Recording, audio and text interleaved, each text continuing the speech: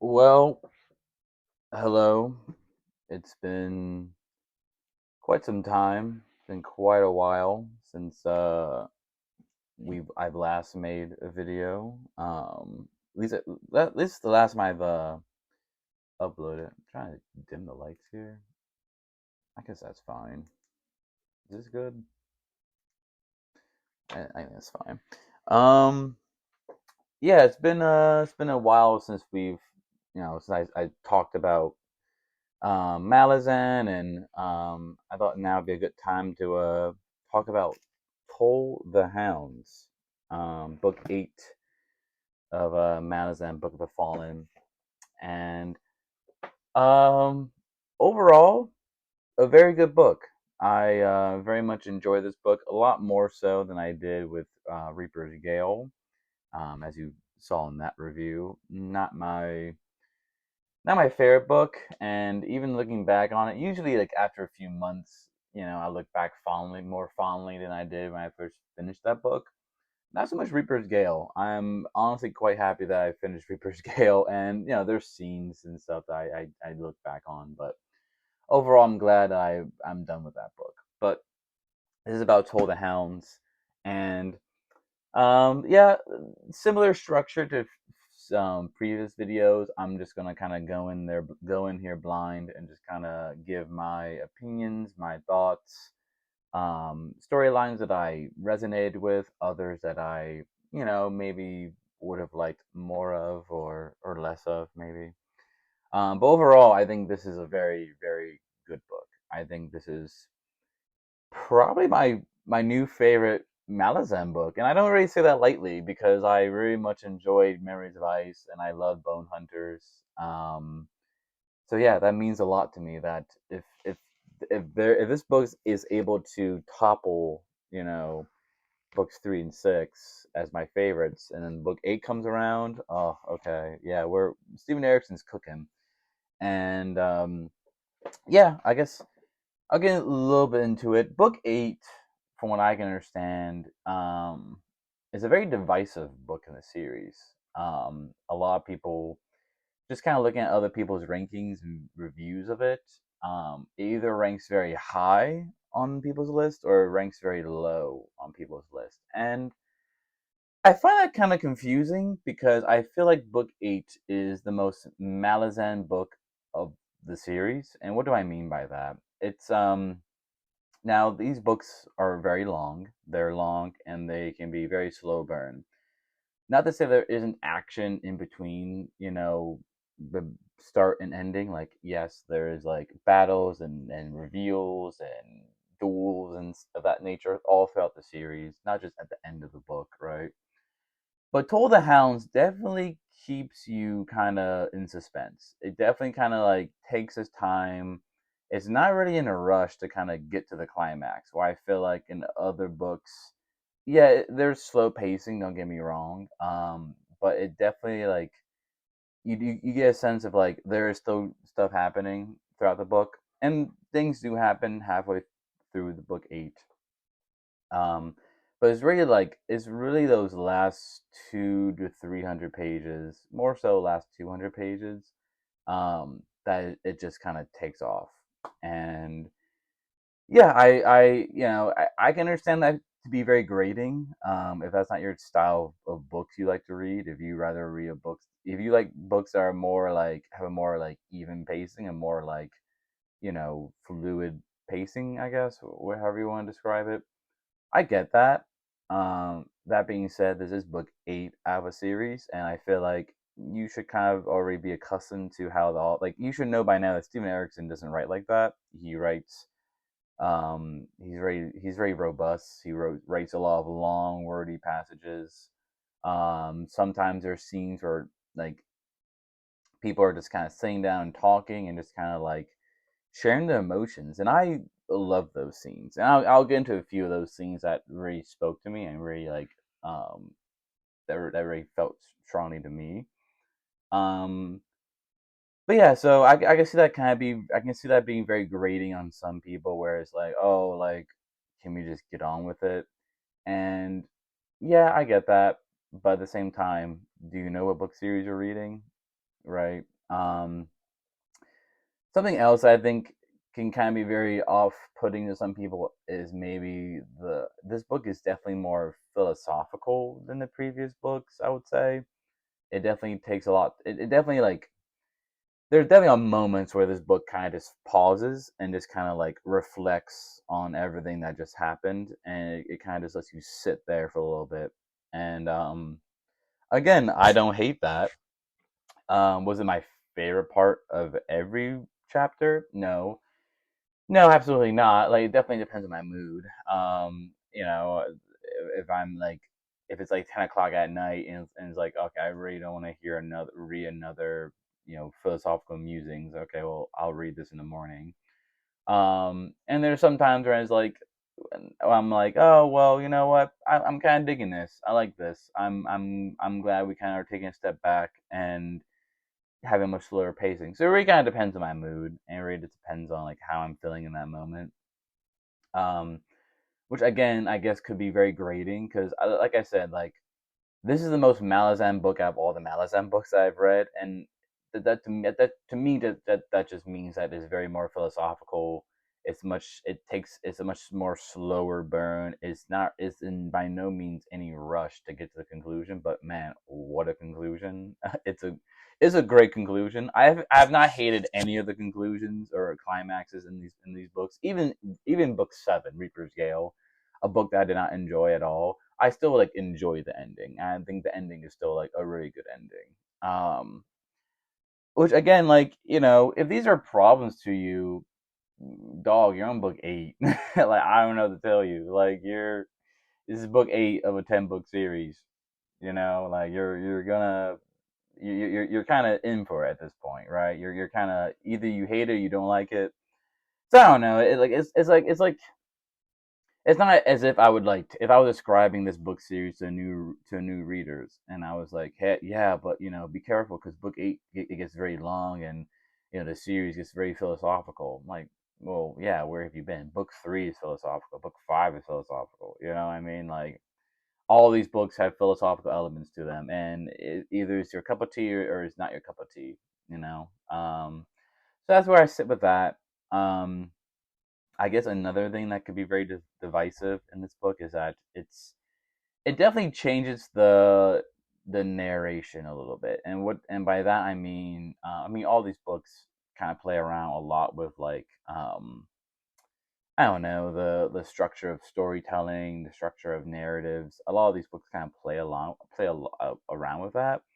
Book 8, I feel like, is a very meta book that a lot of the book is narrated through Kruppa's point of view. Now, who's Kruppa? Kruppa is just like it's hard to even describe who Kruppa really is, but I think I know who he is or what he is. But essentially, he's just kind of like a barkeep, I guess you can say. You know he's friends with elder gods. He's kind of this omniscient, like very omnipresent kind of character, I guess you could say. And he's kind of describing he's describing Toll the Hounds to assumingly us, the reader. It's very meta in the sense that like Kruppa will literally tell you like, oh, don't worry, dear readers, like this story will have a happy ending, or this story is very sad, but don't worry, we'll get there.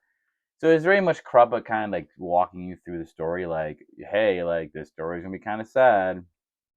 Sorry, you know. But it's like giving you like a fair warning, like a fair warning, I guess. And if you don't really like Kruppa from Guardians of the Moon, I can see why this would be very grating. Again, I don't hate or love Kruppa. Kruppa is just Kruppa. Kruppa, Krupp, whatever. He's just who he is, and if you like him, great. If you don't like him, that's also fine. Um, yeah, I like it really depends on my mood because again, sometimes he gets very philosophical. Where like we're really getting into like the nature of like evil, like what is evil? Is evil natural? Is evil created? Um, Violence. There's a lot of talk about violence. Childhood innocence is also a big theme in this book too, I would say. So yeah, it really kind of depends on my mood. Again, sometimes I'm like all here, I'm all ears for Krupp. Like, yeah, give me more Kruppa. Sometimes I'm kind of like, okay, well, I don't, I can kind of, I can do less with this. You know, I can do without this. So it really depends on my mood. It didn't really deter from my liking of the book though, because Kruppa is, I'm very neutral on Krupp. I don't have a very strong feeling for or against him. It kind of just I kind of just take Krupp in the moment and how I feel in the moment, and then I just kind of go from there. Which some people might have stronger feelings for Krupp, but I digress. So, Cole the Hounds. What happens in this book? My God, there's a lot happening in this book. A lot happens in this book, but it doesn't happen until the very, very end of the book. So, I'm going to try and like again, you know, I can't talk about everything. These books are so big, blah blah blah blah. You get the gist, right? So I'm gonna like try to talk about storylines and plot lines that resonated with me and that I cared for and that I enjoyed, and yeah, hopefully you also enjoyed them because if I'm not talking about them, I probably didn't really care too much about them. If I'm being honest, there's a lot of plot lines in this book. A lot that I was kind of worried about, like how are we gonna tie all this in together? Um, so yeah, so we are back in Jerusalem, back in Genevakis, from books 1 and 3. Book 8 is very interesting. Is that in that I feel like it's in many ways it is a sequel to book 3, to Memories of Ice, but it's also a sequel to book 1 as well. And you might be saying, well, isn't book 3 also a sequel to book 1? Yes and no. In book 3, while we do go back to Genebacus, we're not really in Druzistan much in book 3. Book 3 is very much its own self-contained story for the most part. Is very much like these are Malazans are teaming up with Animander Ray, Kaladin Brood. We're fighting the Pangan Domin, the Pangan Seer. We got to be off. We got to fight this cult, this evil cult, and that is a very self-contained story. So we don't really see a lot of characters like Murillo. We don't really see Cole. We don't really see. I mean, Crocus isn't even in Druristan at this point. Um, but a lot of the storyline and story beats from book 1, Guardians of the Moon, don't really get addressed much in book 3, but they do come back up in book 8, which is crazy. It's like wow, okay, we're back with these characters. I forgot about these characters. So some of the characters we're back with is Murillo. We're back with Crocus has now is like done with his Seven Cities adventure, and now he's back in Jerusalem. Um, we get a little bit of Cole, we get a little bit of Murillo. Radek Nom, who's a character that I forgot, he like fell asleep in Azaf house, back in book 1, Azaf house. Fell asleep in the Azov house back in book 1 with Vorkan, and I guess they've been sleeping for the past 5 years. They've just been kind of in the Azov house. I guess time slows down in the Azov house. I guess. I guess does it slow down? Or does it freeze? I think it slows down. The time does slow down in the Azov house. So I guess for them maybe 5 years was like a weekend. I don't know. So we do get back to those characters. We do get back to Tolvor Nam, who is a character we met back in book 4 with Karsa. So I'm glad to see him again. And we knew he was. I have a feeling we are going to see him again just because he's the cousin of Ralik Nam. So Torvald Nam, Ralik Nam. So I did have a feeling we were going to see him again at some point. Um, so yeah, in many ways, I feel like book 8 is in itself a sequel to book 1, but it does carry a lot of the same themes from book 3, which I'll get into that a little bit later. Um, we are also seeing Namander and his crew after book the events of book 7. Clip shows up and is like, "Hey, fuck Animander Rake. He betrayed us, and we're gonna make him pay for what he did." And so they're like on this journey going back to Black Coral to essentially kind of face their Animander Rake is Namander's father, but I guess everyone the Testa Andy are very weird because they call everyone like brother, sister, father, mother. It's very like communal in that sense. Um, But I think when Namander says, Anamander Rake is Namander's like biological father, but Anamander Rake is also kind of like a father figure for the whole Tista Andy as a whole. So everyone kind of ends up calling him like father or dad to some extent. Um, I really like the storyline. I liked it because it is. I love the futility of it, like the sense of like I'm mad at my dad, and I'm gonna give him a piece of my mind, and he's gonna pay for all the shitty things he did to me as a kid, and I'm gonna get closure from all of this. And I like the futility in that, in the sense that like you can like demand closure from somebody, like you, especially like a parent, like you can like you can like go up to your mom or dad and be like, "Mom and Dad, you really fucked me up as a kid. I want you to atone for your sins. I want you to amend what you did. I want you to take accountability for what you've done." Um, I don't know. I like that sort of like naivete, because at the end of the day, like while they're all like immortal elves, the Tis Andy, like they're still like children in the grand scheme of how long Tis Andy lives, right? Like Enderman Rig's like hundreds of thousands of years old, but his children are like only like 10,000 years old. You know, very young. They're still young to Sandy, so they're a little immature. They're like children. You know, they want to get their way, and I don't know. I kind of like that dynamic a little bit. Namander as a character, I think, is very cool. I think I like his very humble. He's a very humble character. Since he's like very like he can be a little bit moody sometimes though, where he's like in his inner sometimes we're in his inner head, and he'll say, "Oh God, I'm just not good with a sword. I'm not a good leader. No one really believes in me. Why am I here?" And like he's very like self doubting himself. Um, but I feel like we all can relate to at some point in our lives. We all sort of self doubt ourselves, I guess, to some extent. And I like it because will then be in like Aramatha's head or in Spinock's head, or I forget some of their names. There's like nine of them. um, and they're like, Namander is so cool. Like like it's just one of those things where like what you like. I don't know. I find it very funny because we all have like our own like idea of ourselves and like how we internalize ourselves, but then like other people will see us so differently. And I think that's like so cool because I don't know, like sometimes we are our own harsh critics sometimes. Like Namander is like, why am I a leader? I have no business being a leader. I'm not a good leader. I'm not good at sword fighting and stuff. But then like everyone else is kind of like, oh, I'm so glad Namander's leading us. Like, God, he is so cool. Like, so I like that kind of dynamic, that like dichotomy, I guess. Whereas like your inner voice versus like, well, how other people perceive you can be vastly different. So I like that. um, I guess I'll just go through story beat by story beat, I guess. So I'll just finish up this Namander plot line, I guess. So yeah, so they're Namander and his crew. They're trying to get closure from their dad slash father figure, Anamander Rig. They're going through Genebacchus.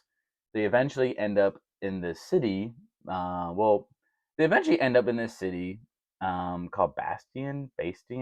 So essentially, there's this god called the Dying God, who is kind of forming this new cult.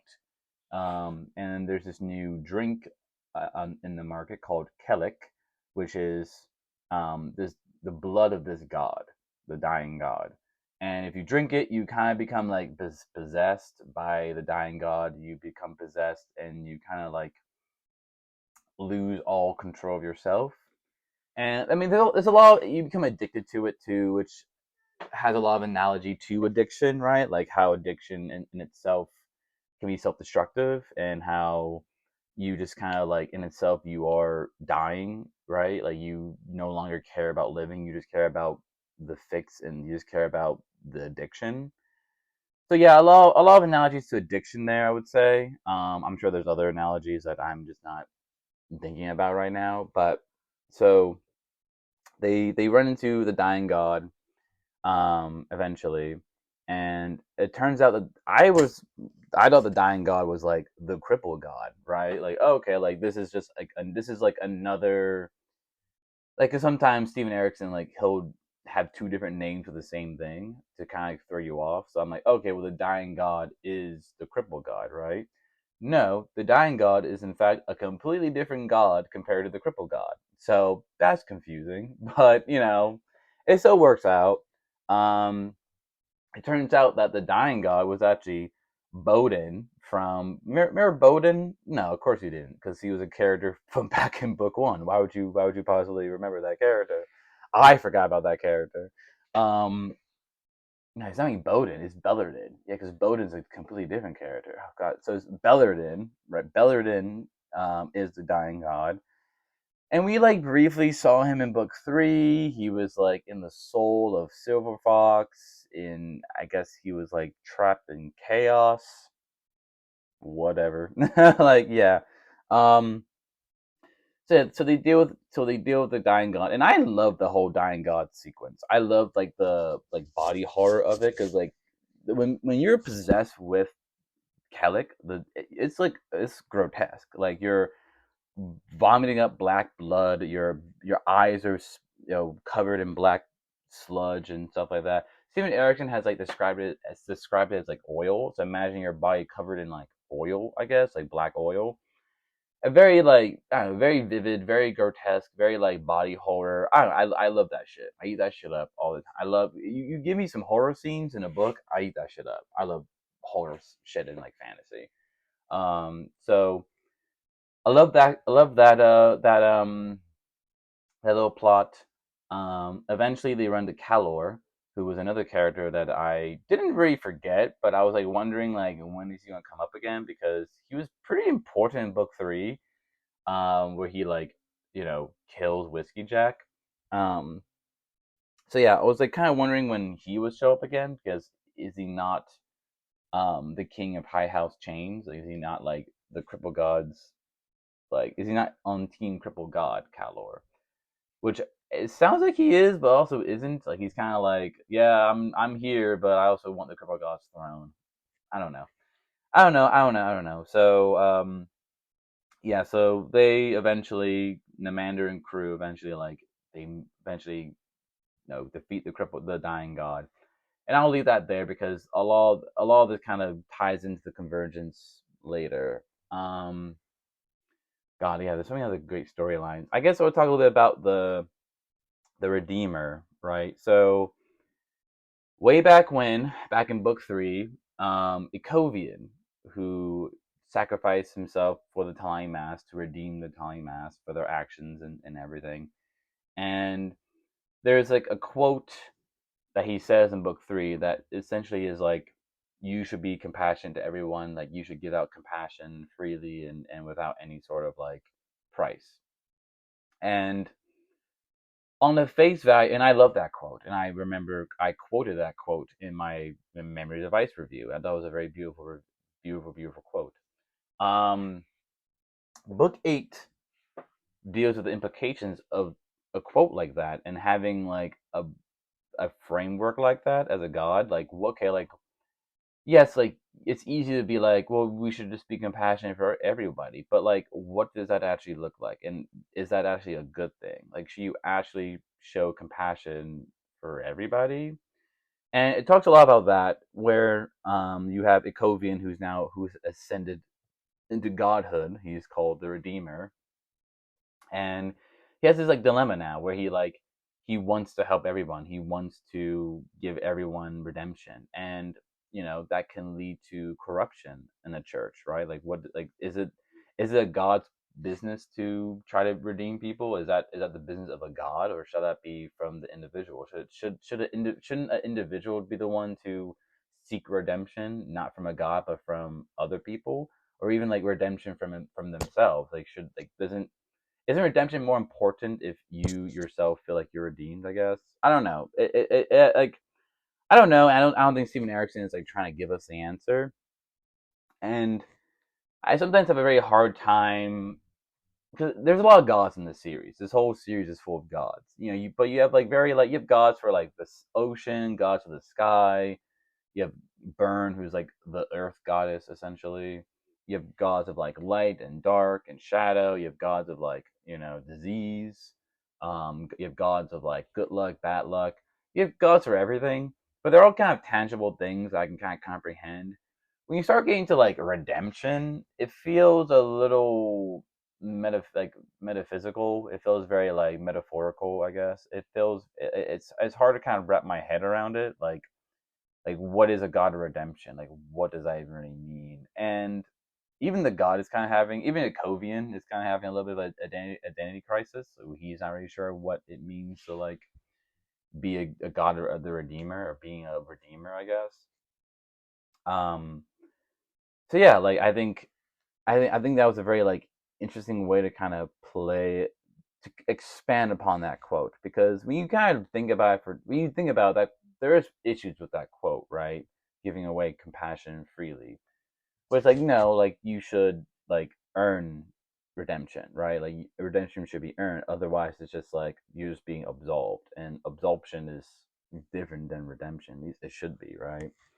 Um, so yeah, so like Seardaman, who was used to be part of the cult of the Pangan Seer back in book three. So he did a lot of horrendous, horrible shit to people. And he feels really bad about it. And he's like, is there room for me to be redeemed? Like, how do I redeem myself for these actions? I killed people. I watched people be murdered. I was a part of this evil cult. How can I be redeemed? Should I be redeemed? Am I worthy of redemption? Um, and it's a lot of like, again, this is where this book is very philosophical, and I think it could be your cup of tea or it cannot be your cup of tea, depending on like your mood and how you feel about it. Um, but overall, I really enjoy that storyline. I like I don't know, like I like the back and forth between Ikovian and the Redeemer, kind of just like the well, they're both the same person, but the back and forth between Sirdaman and the Redeemer, and because eventually we find out that the dying god wants to control the Redeemer because he's like a new god, and I guess new gods aren't really as powerful, or they don't really understand their powers just as yet, I suppose. But so yeah, so the Redeemer's in trouble, and Sirdaman's kind of like, hey, like, are you worth saving? Like, are you worth protecting? Because I don't know if I believe in redemption.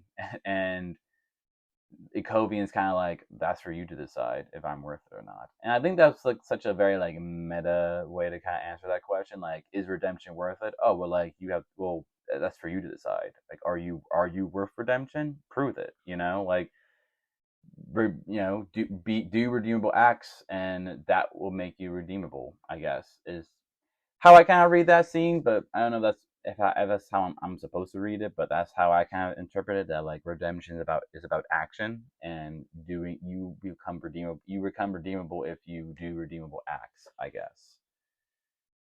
I guess that's kind of the overall message there. But yeah, I really much enjoyed. I enjoy that character development. I enjoy that character plot line. Um, I guess we'll get into another sad one, which was Stunny. So another character from book three, who I loved her in book three, and I was kind of ashamed that I was kind of hoping we would get more of her throughout the series, but alas, I will do it with what I get. So back in book three, we know that Stunny, was sexually assaulted during the siege of Capistan, and it's a very quick scene. It's a very fast scene. We don't really get a lot of like detail about it, but we just know that she was sexually assaulted in book three during the siege. Then 5 years or so later, she has a kid, a product of that sexual assault that happened to her back in book three, of that rape that happened to her back in book three.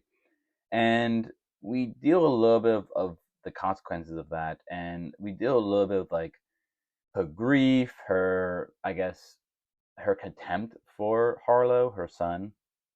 Um, Harlow is 5 years old. He knows Stoney is his mom, but he calls her like Aunt Stunny, even though like he knows that's her mom, that's his mom, and he knows he's a product of rape because Stunny reminds him all the time that you are spawn of rape. He doesn't really know what rape is. He just knows like, oh, my mom says I'm a spawn of rape, whatever rape is. Um, so that kind of shows you how like emotionally distant Stunny is from Harlow, and I mean I totally understand that. Like I can't imagine like what it would be like to interact with your rapist kid.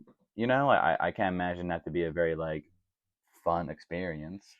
Um, the only issue is that we're never really in Stunny's head too much. We're never we whenever we see Stunny is always like through the eyes of other people and like seeing how she interacts with the world.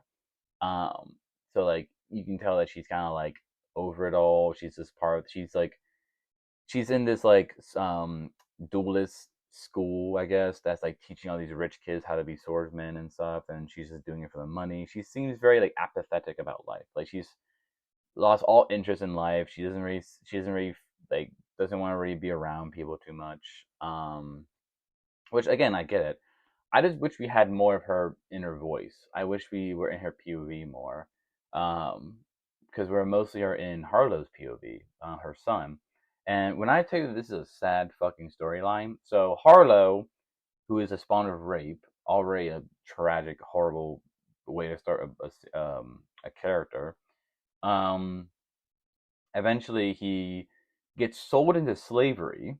So he gets sold into like the mines, these like slavery mines, where he is like tortured and beat and made to like look for iron and things like that because he's very small. He can fit through all the cracks and stuff.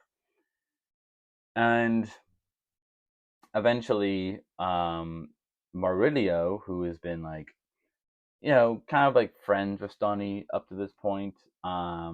He, they find out Harlow's been missing, and Murillo goes through all the lengths and tries to like find Harlow, tries to locate him. Eventually, locates him, finds him, and then duels Gorlis Viticus, who is another character. There's another character that I'll get a little bit into, but Murillo dies, duels Gorlis Vilicus, who owns his mine. He's like the owner of this mine.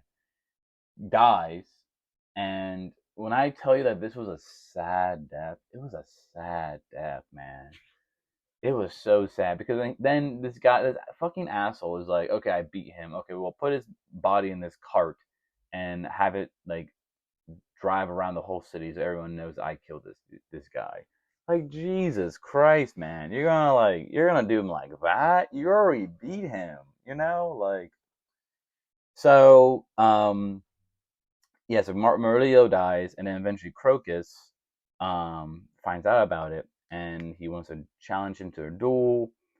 Challenges Gordas Viticus to a duel, kills him in like unceremoniously. Like it wasn't even much of a. I had to like reread the passage. I was like, wait, what? He died already? Because Crocus just like throws three knives at him and kills him immediately. So it's kind of a bit like fuck you kind of scene. So I very much enjoy that. But then there's like a sad line where it's like, um, what is it like? Gordus Viticus says, like, what is so special about this child? Like, what is so special about this like boy? About Harlow, and Crocus just says, he is a boy that no one. He's just a boy that no one wanted, or like no one wanted and no one wanted to love. And like that scene, that fucking killed me. Like hearing that, oh, that was just painful. That broke my heart. That broke my heart. Um, yeah, that broke my heart. Um, so Harlow is such a sad, sad character, such a sad, sad storyline. Oh my god! But they save Harlow. They save him. He's good. He's out of the mines. Um, I just wish I got more Stunny. I wish I had more Stunny there. I wish I had. I wish could dive into her mind a little bit more and like what she was thinking and like how her feelings towards Harlow had evolved. Because clearly she loves him to some extent. I think she obviously is in a point of grieving still, obviously. Which is a big theme for this book, grief, and how does one explore grief? How does one move on from grief? Because Stephen Erickson Stephen Erickson wrote this book around the same time his father was dying slash died. So yeah, there's a lot of talk about grief in here, but um, so I was kind of expecting a lot of like father son kind of like analogies and storylines, but really there's a lot of like mothers and sons. Because Stephen Erickson lost his father while losing this while writing this book, but he lost his mother however many years beforehand. So he had already sort of like worked out a lot of the grief and processing of his mother's death. Um, that he kind of put into this book. So you have a lot of like mothers and sons. So we have like Animander Rake and Mother Dark, and we have Stani and Harlow. So and then there's a lot of other stuff in between, but a lot of mothers and sons. A lot of grief here too. The grief of like just kind of, I don't know, just like grief of death, the grief of moving on. Because even though like, because you imagine Crocus has been away from these people for like 5 years. Like he has not been in Druzistan in about 5 years or so, and he goes back and he meets a lot of his friends, and he's kind of like, oh, like I miss you guys, I love you guys so much. Like it still feels the same, but it's different. It's kind of like imagine if you like left home to go to college, and maybe like you came back like once you're done with college or you graduated and you came back, and a lot of your high school friends are still in the area, and you like hang out, you guys like go grab a drink together, and it's like I don't know, it feels the same but it's different because a lot like your life has continued on and their life has continued on, and like you realize that all we really have in common now is just like the past. And it's kind of sad thinking about that sometimes. Like, oh, like I love my high school friends. I love them dearly, and I still talk to them. I still hang out with them. But I do find myself sometimes like they'll like reference things or say things or talk about things that I have no, I wasn't there. I just wasn't. I have no memory of that. So yeah, it's kind of like it's like moving on from that kind of grief, because that in a way is like a loss, right? It's just like a loss of like friendship, I guess, but not even friendship, just like a loss of relatability. I don't know how to describe it, but it's a feeling that I've kind of felt sometimes, where like you go back home and you can never really go back home. Things are always change. Friendships, even just like where I hung out as a kid is different. When I go back home. So there's the grief of that.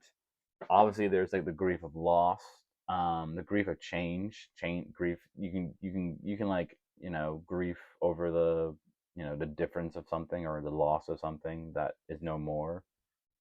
Um, so like with Tolvor Nam and his wife. So Tolvor Nam was Tolvord Nam. He was a slave back in book 4. He escapes with Karsa. Eventually, we find him again in book 8. And it's sad because his wife assumed he was dead. And, like, oh, well, I thought you were dead for all this time. And he's like, nope, I'm alive and I've been coming back to you this whole time. But for her, it's like, well, I've done my grieving. I grieved your death. I thought you were, I have a whole new life now. I've taken on new partners. I've made a new life for myself. So they it's not like a very important plot line, but it was another plot line that I kind of appreciated, where it's like, oh, like grief comes in different flavors. It's not always just like the grief of like death, right? It can be the grief of like friendships moving on, or people changing, or people leaving your life but are still alive but aren't in your life, if that makes sense. So yeah, it's a very grief heavy book, and it's a very sad book, but it has a very awesome ending, which I feel like I should kind of get into because this video is already like 40 minutes long. I just kind of like talking about these books. So yeah, when we get into the climax of this book, which is absolutely insane. It is probably like the most crazy fucking climax I've ever read in the fucking book. So essentially, what happens is, and this is, I'm just speed running at this point. So like, I'm just saying shit. But you have Dragnapor, which is like the sword slash other realm. You have all the people who have been captured in there, and you have chaos that is slowly um chasing after the wagon, which is the wagon full of, I don't know. Well, the wagon has Clo- Clord, Clord. No, the Warren of Darkness. I can't say the actual name, but the Warren of Darkness, the Realm of Darkness, whatever, um, is around. So you have to escape out of the Warren. So what happens is, I'm doing such a bad job. Even right now, I'm just realizing, wow, I'm doing a bad job summarizing this. Oh my god, just read the book. Like honestly, just read the book. Um, yeah, so you're in Jerusalem, and you have the Hounds of Shadow and the Hounds of Light, which is another thing that I predicted was that, well, we have the Hounds of Shadow in book one, we meet the Hounds of Darkness in book four, and like, well, where are the Hounds of Light? Oh, the Hounds of Light are here in book eight. They're right. This is the Hound of Light. So you're welcome. Um, yeah, it's so you have these hounds who are the size of horses, by the way, running around. There's like 10 of them running around, destroying everything, destroying the city because they want Dragnaport. They want Anamander Rake's sword. Anamander Rake, I guess, knows this, and he like makes a deal with Hood, who is like the Grim Reaper. Who is Hood is the like god of death, I guess. Well, he is. Um, Anamander Rake kills the god of death, sends him to the sword realm, where he's now chained to this wagon, and he has to pull it for all eternity.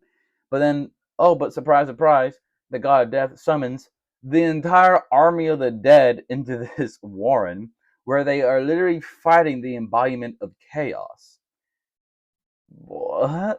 Like what? And um then you have Anamander Rake. He's fighting Traveler, who we all at this point kind of know is Dasam Ultor, who was the first sword of the Malazan Empire under Kalimved and Dancer. Um, so you have Dasam Ultor, who wants revenge from Hood. He wants to kill Hood, but Anamander Rake already killed Hood. So now Traveler's pissed and he's like, okay, fine. Well, then I'll fight you. Like, send me to where Hood is. And he's like, okay, you have to fight me first. So, and then Traveler kills Anamander Rake with Dragnapor, sends Anamander Rake into this realm, where then Anamander Rake then sacrifices himself in order to save Mother Dark and the realm of darkness from chaos. Mind like series ending level of craziness, right? And this is book eight, where I have two more books to read. You know, I have two more books to go through. But like you know, um, yeah, a bunch of other shit happens too. But you have Karsa and Traveler and Semardev. I didn't find Karsa, like, again, like, I feel like I've been like so lukewarm. I love Karsa in book four, and I feel like ever since then Karsa's been kind of just been like meh to me. I did like him in this book. I did like Karsa in this book. Karsa's very cool in this book because he's a traveler. I feel like him and Traveler have a very cool dynamic with each other. I do like their talk about civilization and like, again, like, is progress good? What is progress? What is civilization? Is progress inherently good? Like, how do you define progress? Like, because just because we now kill each other with like iron instead of like bronze, does that make us more like pro- does that make progress better by definition? I don't know. So I think that's a lot of like cool debates there. Semar Dev, I feel like, is a character that I enjoyed Semar Dev, but I always feel like she was just kind of there to be like a foil to Karsa because she is an engineer slash witch, while Karsa is like obviously more of a barbarian, more tribal. So I always like their like the foil of like civilization versus like more tribal human life, I guess. Um, but she does. But I feel like now they're setting her up to be more than just a foil to Karsa. I think now we're seeing that apparently she's a priestess of burn, which I always love it how like the gods in this book series are so funny because like they literally just be taking people who don't want to work for them and then being like, no, actually you do work for me. Because like Samar Dev is like, I'm not a priestess for burn, and then like, but they're like, no, you are now actually. Like burn chose you apparently. Like stop choosing people who like don't want to follow you guys. God, there's so much more I didn't talk about, but Caruso is fine. Um, I think I think he's gonna have a lot more to do later on in the series because now he's in Druzistan and apparently he has to kill a god, whatever god that is. I want to say the crippled god, but I feel that's like too easy for this series. Like, okay, Caruso kills a crippled god. That's way too easy. I feel like. What else happened? This so another interesting thing about book 8 is that book 8 has is usually is like is kind of like been called the cipher for the series. So like if you can figure out the meaning and themes of book 8, it tells you how the series is going to end and like what the theme of the whole series kind of is. But you're not going to get that until you finish the series. And I feel like it has to be something with like light, dark, and shadow because we've been getting so much light, dark, shadow analogy since like book one. I mean, we have the Hounds of Shadow, Hounds of Dark, Hounds of Light. We have Shadow Throne. We have the Tist Andi, who are the people of the dark. We have Tis Edor, who are the people of the shadow, and a Tis Leosian, who are like the people of light, essentially. Um, so and we get so much analogy that like, oh, shadow can't exist without light, but dark and light can't exist because they're like foils of each other. They're the difference of each other.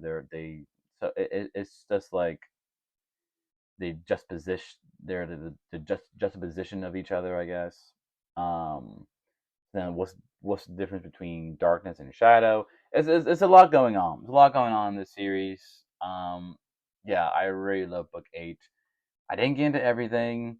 I didn't talk about the Malazans. Oh, the Malazans were so sad too, with like the assassination attempt on them, and like we lose Mallet and Blue Pearl. Um, I'm more sad about Mallet than Blue Pearl, I'm being honest, but still a sad death nonetheless. And Pickard and Blend, I'm glad that they're a couple now. I guess they've always been a couple. I don't know. I just never really seen it. It's like I don't know. I guess that's kind of the one thing about. I mean, these books came out in like the early 2000s. When did this book come out? Like 2000 something, 2008. So this book came out in 2008. So I feel like books back then, which just weren't great at writing like LGBTQ couples. But I'm glad Picker and Blend.